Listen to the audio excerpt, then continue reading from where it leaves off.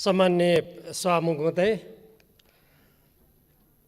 हाम्रो देशको सुदूरपश्चिम प्रदेशको कञ्चन दार्चुला जिल्लाको लिम्पियाधुरा, कालापानी र लिपुलेक क्षेत्र सबै सुगौली सन्धि र त्यसपछिका सबै अभिलेखहरू, दस्तावेज, पत्राचार र व्यवहारबाट नेपालको भूमि रहेको कुरा प्रष्ट छ। म यो सम्मानित सदनलाई 2056 सालको एउटा स्मरण पनि गराउन चाहन्छु। 2056 सालसम्म लिपुलेक र सीतापुल भन्ने ठाउँमा त दक्षिणतिर र उत्तरतिर नेपालको प्रहरी चौकी नै थियो। त्यसपछि जब नेपाल द्वन्द्वमा जानुपर्ने अवस्था आयो, त्यसपछि मात्रै ती चौकीहरू त्यहाँबाट विस्थापित भएका हुन्। र अहिले यो छोटो समयमा कुन कुन दस्तावेज, कुन कुन अभिलेख, कुन कुन तथ्यले नेपालको त्यो कसरी भूमि हो भन्नेतर्फ प्रवेश गर्न सम्भव छैन। म यति मात्र भन्न चाहन्छु, यो नेपालको भूमि जो भारतले अतिक्रमण गरेको छ, त्यो अतिक्रमणलाई नक्सामा अङ्कित गरेर सबभन्दा पहिले दुई असल छिमेकीको सम्बन्धमा समस्या उत्पन्न गर्ने काम भारतले नै गरेको, नेपालले त्यो काम गरेको होइन। नक्सा पहिले प्रकाशित गर्ने काम पनि नेपालले गरेको होइन।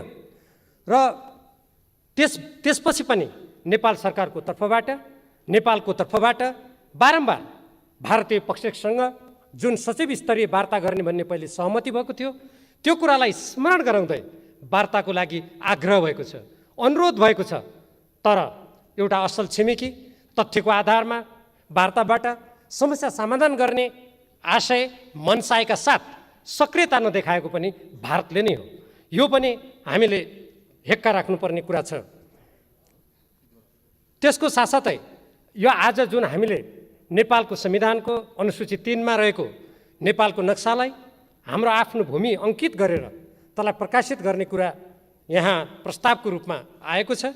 यो प्रस्ताव नेपाली जनताको देशभक्तिपूर्ण भावनाको अभिव्यक्ति हो र यो सबै वर्ग, जाति, लिङ्ग, समुदाय र क्षेत्रका जनताको साझा आकाङ्क्षा हो। मानिसहरूका वेशभूषा फरक हुन सक्दछन्, भाषा फरक हुन सक्दछन्, हिमालमा बस्न सक्छन्, कोही तराई मधेसमा, कोही पूर्व, कोही पश्चिम। जबसम्म राजनीतिक दल, पार्टी र व्यक्तिले देशको सर्वोपरि हितको लागि काम गरिरहन्छ, ती सबै देशभक्त हुन्छन्। ती व्यक्तिहरू मात्रै, त्यति बेला त्यस्तो व्यक्तिहरूमाथि मात्रै प्रश्न उत्पन्न हुन्छ जसले नेपालको स्वतन्त्रता, स्वाधीनता, सार्वभौमसत्ता, अखण्डता, स्वाभिमानलाई स्थापित गर्ने कुरालाई कुनै प्रस्ताव ल्याएर त्यसप्रति भ्रम सिर्जना गर्नु खोज्छ कसैले त्यसको विरोध गर्छ, त्यस्तो प्रति मात्रै नेपाली देशभक्त जनताहरूले प्रश्न उठाउने गरेका छन्। त्यसकारण यहाँ भाषा, वेशभूषा, को व्यक्ति कुन क्षेत्रमा बस्छ, कसले कुन राजनीतिक दल अनुसरण गरेको छ भन्ने प्रश्न होइन। त्यसमा मलाई लाग्छ सम्पूर्ण देशभक्त नेपालीहरू एकदमै प्रष्ट छन् र मैले जुन पार्टीको प्रतिनिधित्व गर्छु, मेरो पार्टी त्यसमा स्पष्ट छ। त्यसमा कुनै पनि विभेद र अन्यथा विचार हुन सक्दैन। हामीले जुन प्रकारले अहिलेसम्म हाम्रो सिमानाको रक्षाको कुरालाई अगाडि बढाएका छौँ, यो अन्तर्राष्ट्रिय कानुन पनि सम्मत छ। हामीलाई थाहा छ, अहिले भर्खरै केही समय अगाडि हाम्रो 10 गजा क्षेत्रमा, सिमानामा हाम्रा प्रहरीमाथि आक्रमण भएको छ। कहिले हाम्रो नेपालका बासिन्दामाथि कञ्चनपुर जिल्लामा जानुहोस् या अरू कुनै जिल्लामा हामीले देखेका छौँ, त्यहाँ बाहिरबाट सुरक्षाकर्मी आएर हाम्रो नागरिकमाथि आक्रमण भएको छ। हामीले त्यस्तो कुरा मात्रै अन्तर्राष्ट्रिय कानुन सम्मत भएन, असल छिमेकीको नीति अनुरूप भएन हामीले भनेका छौँ। आफ्नो देशको भूभागलाई जसरी भारत या अरू मुलुकहरूले सुरक्षा गर्न तत्परता देखाउँछ, त्यसको लागि उसले पहल गर्छ, प्रयत्न गर्छ। हामीले गर्दा पनि हाम्रा सबै मित्रहरूले, विशेष गरी भारतसँगको यो प्रसङ्ग आएको हुनाले भारत सरकार र भारतीय जनताले पनि सकारात्मक रूपमा लिनुपर्दछ। प्रत्येक देशले आफ्नो राष्ट्रिय सुरक्षा, राष्ट्रिय हितको लागि जब आफूले काम गर्दा आफ्नो कानुन, आफ्नो संविधान र आफ्ना अन्य सरकारी दस्तावेजहरूमा तदनुकूल परिवर्तन गर्छ, त्यहाँ स्थापित गर्छ भने नेपालले पनि त्यो गर्ने कुरालाई स्वाभाविक रूपमा लिनुपर्दछ। आज हामीले जुन हाम्रो संविधानको, नेपालको संविधानको अनुसूची 3 मा लिम्पियाधुरा, कालापानी, लिपुलेकलाई समेत समावेश गरेर हामीले अब यसमा संशोधन गर्दैछौँ र यी सबै कुरालाई त्यहाँ समाहित गर्दैछौँ। नक्सामा हामीले यो राख्ने कुराको राजनीतिक महत्त्व छ र यसले आजको हाम्रो पुस्ता र भोलि आउने पुस्तालाई पनि आफ्नो भौगोलिक अखण्डताको लागि दृढतापूर्वक अग्रसर हुने एउटा फराकिलो मार्ग प्रशस्त गरेको छ। यसको लागि म नेपाल कम्युनिस्ट पार्टी जसको म जुन पार्टीको म प्रतिनिधित्व गर्दछु र त्यो पार्टीले नेतृत्व गरेको सरकार, म दुईटैलाई हार्दिक धन्यवाद दिन चाहन्छु।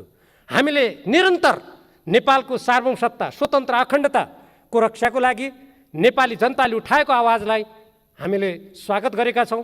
हामीले हाम्रो पार्टीको तर्फबाट, त्यो पार्टीले नेतृत्व गरेको सरकारको तर्फबाट हामीले धन्यवाद दिएका छौँ। आज जसरी सबै राजनीतिक दलहरूको तर्फबाट हाम्रो भौगोलिक अखण्डताको रक्षाको लागि एक आवाज अभिव्यक्त भएको छ, यो हाम्रो राष्ट्रिय आवाज हो र यो राष्ट्रिय आवाजप्रति म व्यक्तिगत रूपमा पनि गौरव महसुस गर्दछु।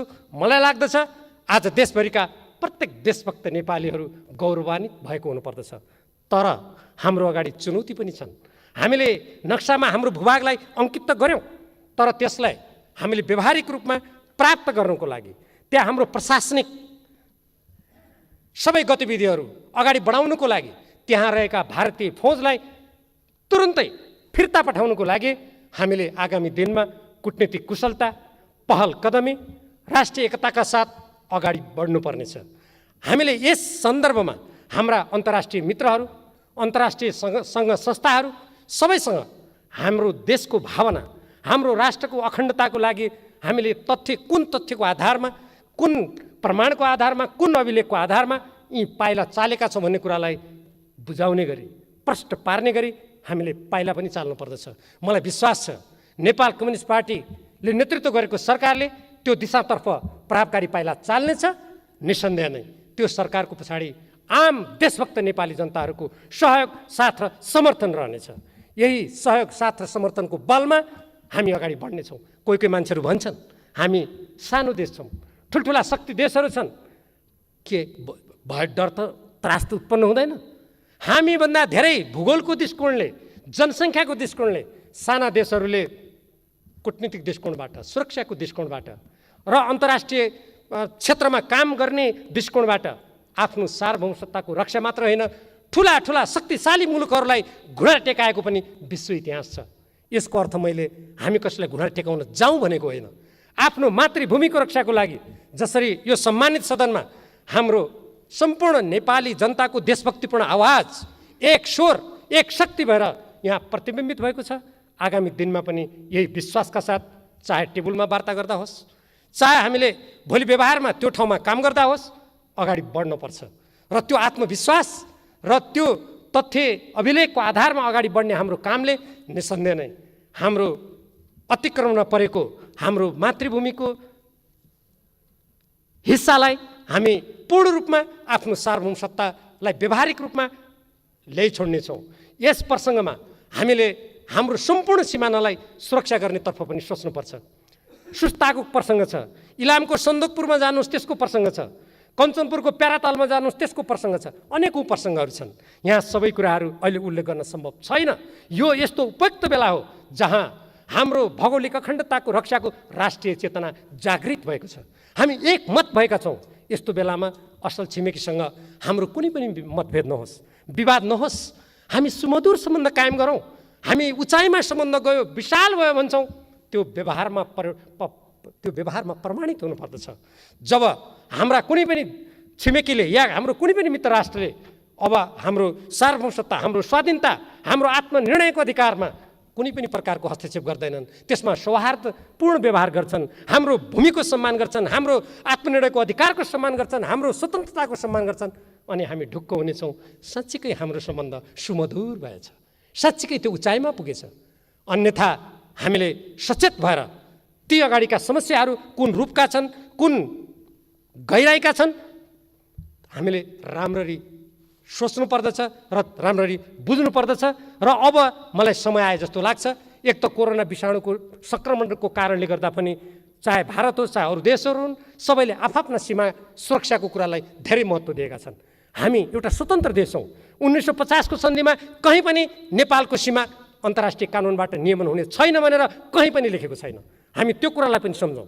त्यसकारण अब अन्तर्राष्ट्रिय कानुनबाट हाम्रो सम्पूर्ण सीमालाई नियमन गर्नुपर्दछ। म आफू गृहमन्त्री हुँदाखेरिको मलाई एउटा स्मरण गराउन चाहन्छु सम्मान्य सभामुख महोदय। म त्यसपछि मेरो कुरालाई समाप्त पनि गर्न गइरहेको छु।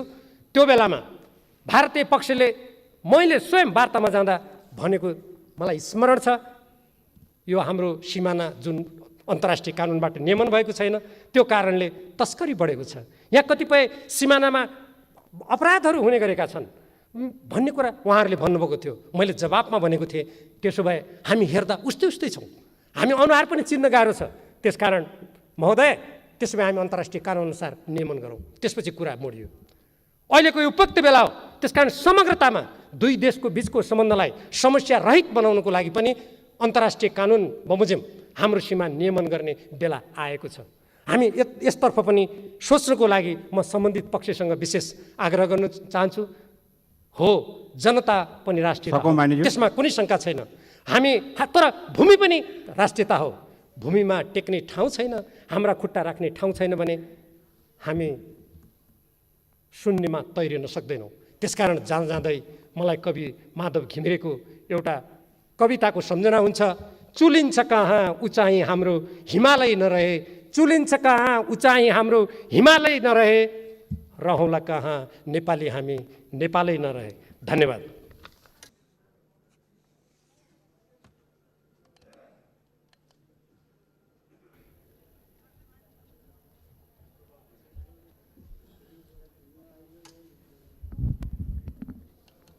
सम्मान्य सभामुख महोदय,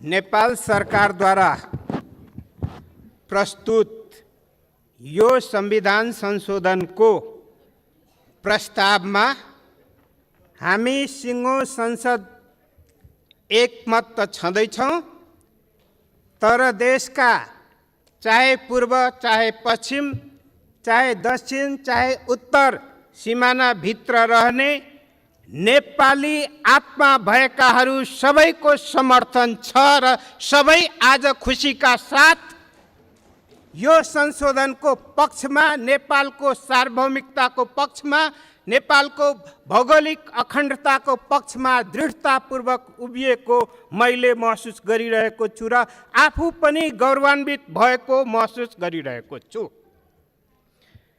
जहाँसम्म लिम्पियाधुरा, लिपुलेक, कालापानी क्षेत्र नेपालको थियो, नेपालको हुन्छ र नेपालको रहन्छ भन्ने कुरामा म पूर्ण विश्वस्त छु। यदि सुगौली सन्धिलाई भारतले मान्न तयार भएन भने सुगौली सन्धिभन्दा अगाडिका नेपालको झन्नै 2/3 भूभाग जुन नेपालले दुःखका साथ गुमाउनु पर्यो, त्यो भूभागलाई पनि यदि भारतले नै सुगौली सन्धि मान्दैन भने हामी किन मान्ने भने प्रश्न उठ्छ। त्यसै कारणले गर्दा अहिले यो लिपुलेक कालापानी क्षेत्रसँग जोडिएको, चाहे सुस्तासँग जोडिएको क्षेत्रमा हामी पहिलो प्राथमिकताको साथ भन्न चाहन्छौँ, सरकारले कूटनीतिक रूपमा पहल कदमी गरेर भारतसँग वार्ता गरेर शान्तिपूर्ण तरिकाले हामी नेपालको भूमि फिर्ता पाउन चाहन्छौँ। त्यो भूमि हाम्रो अहिले लुटिएको भूमि हो, नेपालको भूमि हो। त्यसै कारणले गर्दा म फेरि पनि भन्न चाहन्छु कि यो भूमि फिर्ता ल्याउने कुरामा शङ्का गर्नुपर्ने कुनै ठाउँ रहँदैन, यसमा राजनीति गर्नुपर्ने कुनै ठाउँ रहँदैन वा नेपालको भूमिको रक्षाको निम्ति खाली उत्तरी सिमाना मात्र होइन, दक्षिणी सिमानामा के मधेसी, के पहाडी, के हिमाली, के जाति, के जनजाति सबैले यसलाई लिनको निम्ति, नेपालको सार्वभौमिकताको रक्षाको निम्ति, भौगोलिक अखण्डताको रक्षाको निम्ति एकजुट छन्।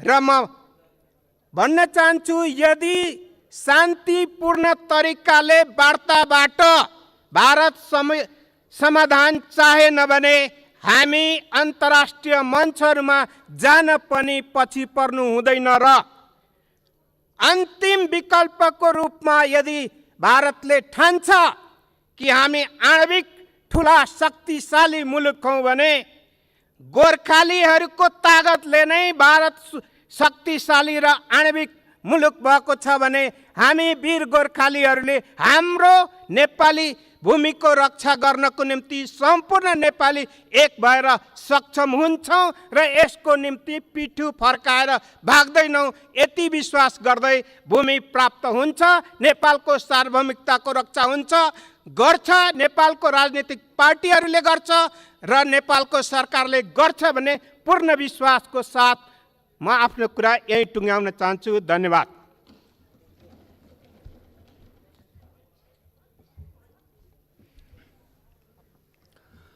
माननीय सदस्यहरू, अब माननीय कानुन, न्याय तथा संसदीय मामिला मन्त्री डाक्टर शिवमाया तुम्बा आम्फेलाई नेपालको संविधान दोस्रो संशोधन विधेयक 2077 माथिको दफावार छलफलका क्रममा उठेका प्रश्नहरूको जवाफ दिन अनुमति दिन्छु।